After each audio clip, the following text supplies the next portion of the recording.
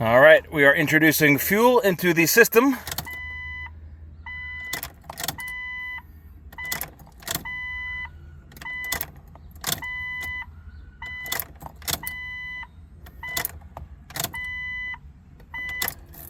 All right, I think it's time for our first start. Here we go. Cross your fingers, say a prayer. Whenever you're ready, Eves.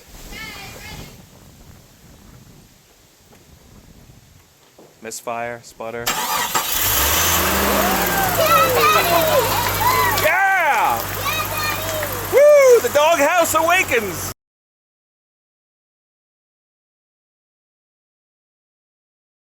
Hey, what's up guys? I'm Dan H and welcome to the project. I'm here with this Jeep Cherokee XJ that I installed an engine in about a month ago. We got this Jeep for really cheap and we were able to get an engine in it, get everything hooked up. I did some upgrades, I did some mods. We put our Big 7 wire upgrade in. I did a catch can upgrade. We checked all our grounds. We did the ignition system. We got this plumbed up and it is ready to fire for the first time. So we can't start this thing without an official name for it. So I have my beautiful family with me to help me share the name that you guys voted on. So what is the name of this Jeep? Drum roll, please. Drum roll, please. In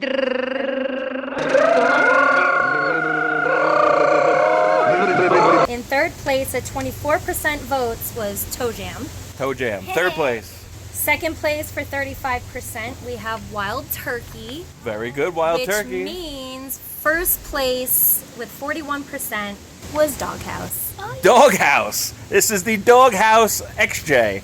Round of applause for Doghouse Yay. XJ. Yay! Keep cheering, because he's still in the doghouse. We want this Jeep sold so he can get out of the doghouse. You hear that, guys? Buy this Jeep so I can get out of the doghouse. Now we're gonna see if this thing starts. All right, guys, predictions. Does it start? It better. Jojo, predictions. Yep. Yeah, starts. Mary, predictions? Totally. It's gonna start. Danny, what do you think? I think it's gonna blow up. Oh my goodness. Hold on. All right, we are gonna go check in with our starting personnel over here. We got a big dog for the doghouse, of course. We also have Evie. Evie, let's go. Let's start this baby up. All right, here we go. Cross your fingers, say a prayer. Whenever you're ready, Eves. Misfire, sputter. Yeah! Woo! The Doghouse Awakens! Yeah, baby. She is purring like a kitten. Wow, thanks a lot. Good job, Evie. Good job, Dad. Thank you, thank you. This baby is smooth.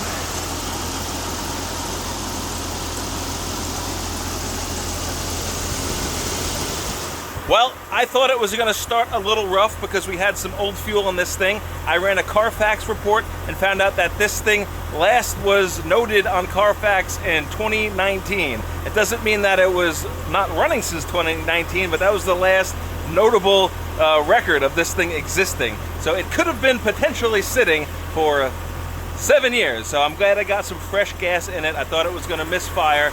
The next thing I was concerned about was the power steering pump being full of air from having the hoses disconnected, but I was able to plumb the lines. I was able to get some fluid in it, and so far it sounds like it's pumping pretty well. I'm still gonna rock the steering wheel from lock to lock to make sure all the air is purged out, help that new fluid circulate, but I am extremely pleased. I got no knocks, no clunking. That's the big thing you want to look out for, and I'm going to go through other stuff you need to watch for when you start your Jeep for the very first time. All right, so I guess we're going to do a first start checklist. The very first thing you want to listen for is misfires, thumping, clunking, banging, tapping. If you hear anything catastrophic like that, cut the engine, you're done. I don't even know where to tell you to go from there, but that's probably not good. But if you're in a situation like this and it is running and it's purring very smoothly, we're going to wait for this thing to get up to temperature, and hopefully everything will stay running smooth, and we're just going to monitor the gauges right now and watch for the temperature to rise. All right, here's our first glance at the gauges, and right away I'm noticing 121,000 miles, so this Jeep has a pretty young body. This baby's an infant. I got the idle perfectly, nothing's fluctuating, so that's great. We got the oil pressure right where it needs to be, just above 40. It's climbing up the temperature right now, so this thing is on and circulating. I do have a little less than a half a tank of gas. But I got a voltage issue right now. So I got check engine light, check gauges, and I got the ABS light on. The ABS light always goes on. It's going to take a couple miles to get these tone rings to start picking up. But I'm going to shut the engine off, and I'm going to check my battery connections right now. I just did a big 7. Who knows? Maybe I forgot to plug something in. All right, I mean, low voltage isn't the end of the world, guys. I'm just glad that it's starting and running smooth. But, you know, I did replace all of these wires, so we're just going to make sure I connected them all correctly and that I didn't skip a step during the filming process. Oop, I just popped off the field connecting wire. I hope wasn't it a maybe poorly installed wire. I know this one is good from my upgrade. Let's take a look at this one. This connector is looking clean.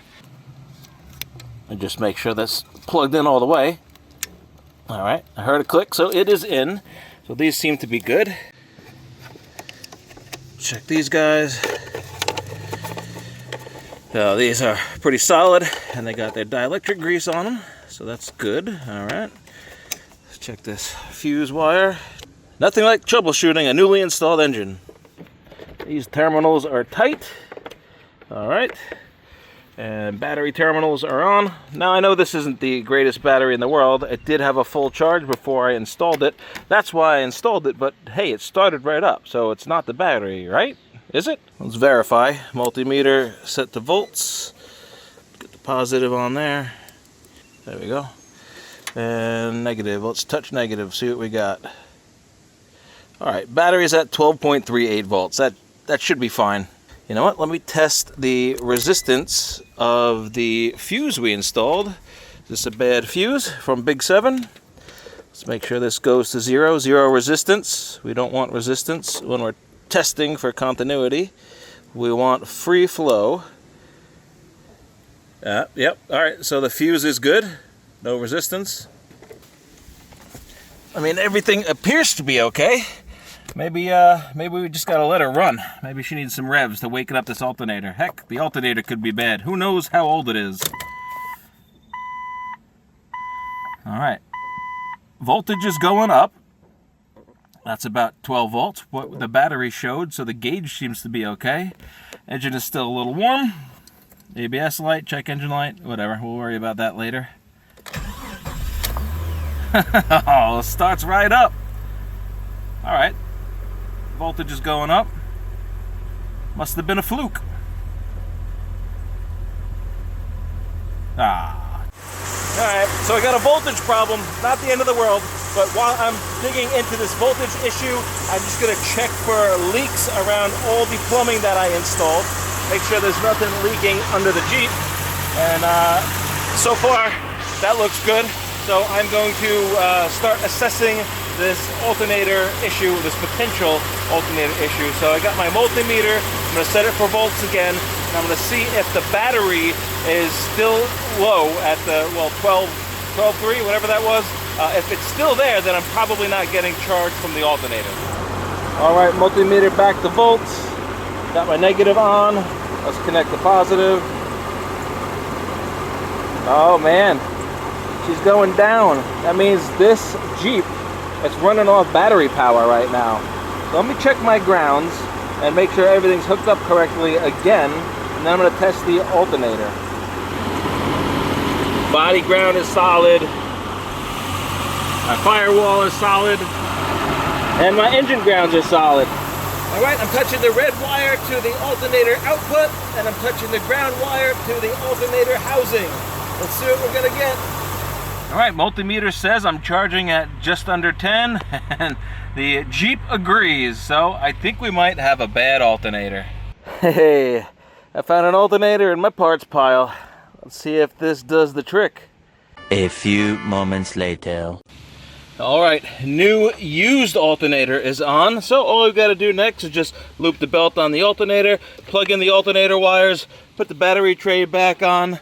Then we'll go ahead and we'll tighten the belt. We'll secure the belt tensioner. We'll pop in the fan, get the fan in all tight and nice, and then we'll put the battery in, and then we'll restart it and check the charging voltage. A few moments later. Whew, all right. Everything's buttoned back up. It's a hot one. I'm sweating. Nothing like a new engine start, trial and error to really get your brain, firing on all 6 cylinders. Bah. Anyway, let's start it for the first time, for the second time. All right. Here we go. First time for the second time, or for the second time for the first time. All right. Let's check out what the old voltage does. Come on, baby. Stay up there. Oh, I like it. I like it a lot. I like it a lot. Still humming beautifully. No clinking, no clanking, no leaks. All right, engine on.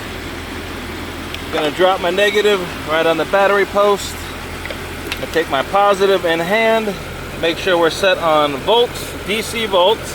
If you don't know how to use a multimeter, guys, and you own an XJ, get a multimeter and start YouTubing how to use it. It could really get you out of a jam when you're diagnosing bad electrics and whatnot. All right, I'm gonna test this right on that battery out for the alternator. All right, let's find my voltage. Oh baby, this alternator works. Oh yeah. Well, go figure, guys. The nice looking alternator was crap, and the crap looking alternator was good. So you can never tell just by looking at it. I'm gonna hold on to this in case I need a core charge somewhere else. It's always nice to have a part that you can just hand in when you buy the part, so you don't have to go back to the auto parts store later to get your core refund. So this is going in the core pile. Core pain in the ass. All right, she's still running good. I'm still gonna check for leaks. Always checking the hoses, all right? Making sure everything is good. So now I'm gonna check the transmission fluid because this baby is running and it's at operating temperature. So I'm just gonna make sure I have a block under the wheel. Then we'll throw this baby in neutral. All right, check engine light. I bet that's an evap code already. And of course the ABS light is gonna be on until we get some mileage on those toe rings so the sensor could detect them, or till we pull the ABS fuse. But all right, I'm gonna put this baby in neutral, step on the brake, neutral. So everything shifts fine. So there is some training fluid left in there. Now we'll check the dipstick.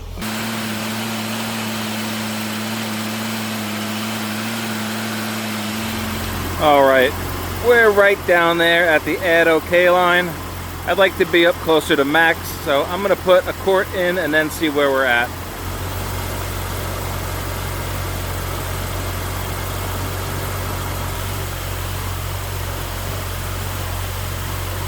All right, I added about a quart of Dexmerk. I ran it through its gears, park, reverse, neutral, drive, then back up again a few times, put it back into neutral, and tested it. We were right in the middle at that little hole, that empty dot thing, whatever. That's good enough.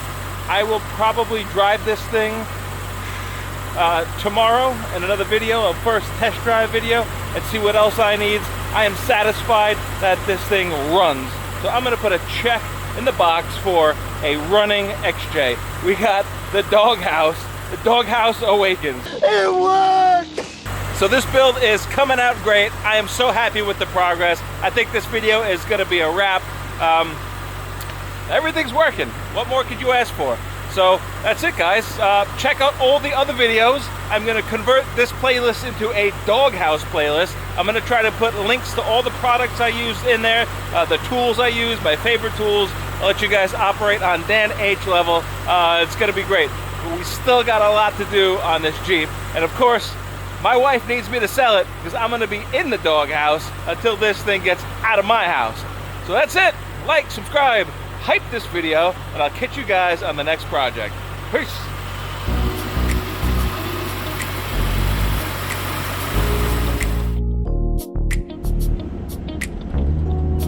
Temperature is good, oil pressure is good, battery is good, tires are a little loud, brakes are shot, but she's driving, baby, she's driving.